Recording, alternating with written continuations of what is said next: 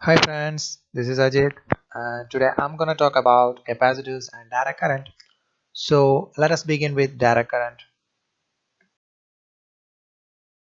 Direct current DC is the unidirectional flow or movement of electric charge carriers, which are usually electrons, with a constant voltage. It is produced by sources such as batteries, power supplies, solar cells, or dynamos.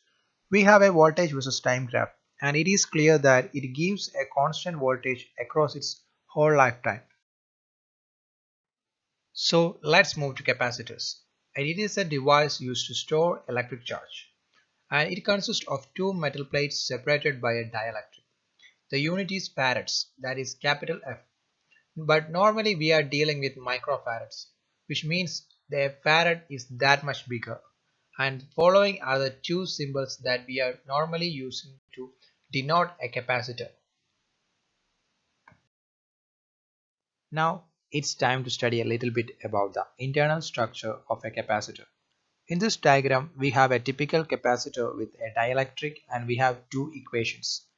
The first one is capacitance is equal to charge by volt and the second one is capacitance is equal to epsilon A by D, where epsilon is the permittivity, which means a characteristic of the dielectric, and A is the area of the conductive plate and D is the separation between the plates.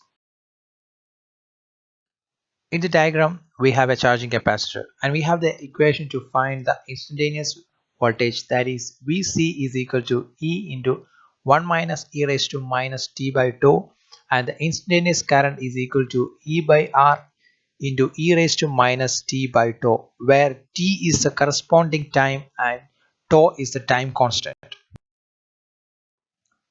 When the capacitor reaches a steady state, the voltage across the capacitor becomes similar to the source voltage and the current across the capacitor becomes zero.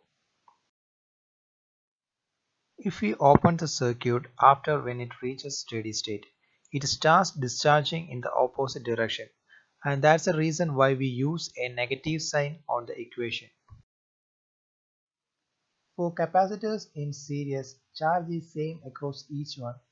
So we get the following equation and its effective capacitance will be always less than the smaller one. For capacitors in parallel, the capacitance will simply add up.